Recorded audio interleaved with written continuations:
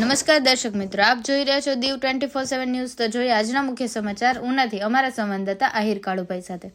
ઉના તાલુકાના રામપરા ગામ ખાતે મહારક્તદાન કેમ્પનું આયોજન કરવામાં આવ્યું। કહેવાય છે કે રક્તદાન એ જ મહાદાન છે। આપણું રક્તદાન માણસની જિંદગી બચાવતું હોય છે। તે કહેવતને ઉના તાલુકાના રામપરા ગામના લોકોએ સાર્થક કરી બતાવ્યું। ઉના તાલુકાના રામપરા ગામ સ્વર્ગીય કાળુભાઈ રામ તેમજ સ્વર્ગીય રામસિંહભાઈ રામ, જેમનું થોડા દિવસ પહેલા જ અવસાન થયેલ, તે બંનેની શ્રદ્ધાંજલિ નિમિત્તે રામપરા પ્રાથમિક શાળા ખાતે આજ રોજ સમસ્ત રામપરા ગામના લોકો દ્વારા રક્તદાન કેમ્પનું આયોજન કરવામાં આવ્યું હતું।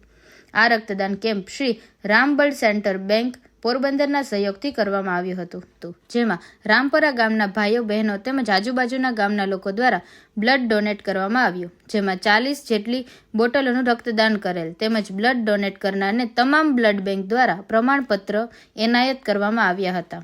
આ કાર્યક્રમના અંતે આયોજકો દ્વારા તમામ દાતાઓનો આભાર વ્યક્ત કરવામાં આવ્યો હતો। દીવ 24/7 ન્યૂઝને લાઇક કરો, શેર કરો અને સબસ્ક્રાઇબ કરો।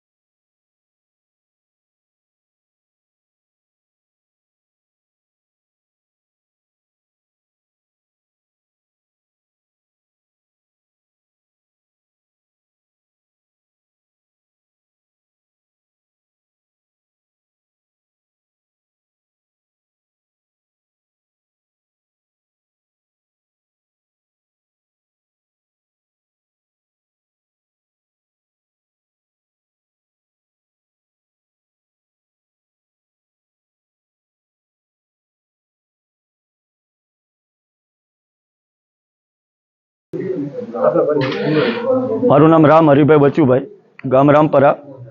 આજ તારીખ 1/1/2024ના રોજ સ્વર્ગસ્થ રામસિંહભાઈ રામ અને કાળુભાઈ રામના બંને ભાઈઓના શ્રદ્ધાંજલિ નિમિત્તે શ્રી રામ બ્લડ બેંક પોરબંદરના સહયોગથી આજે અમે રામપરા પ્રાથમિક શાળા મુકામે બંને ભાઈઓને બ્લડ ડોનેશન કેમ્પનું આજે આયોજન કર્યું છે।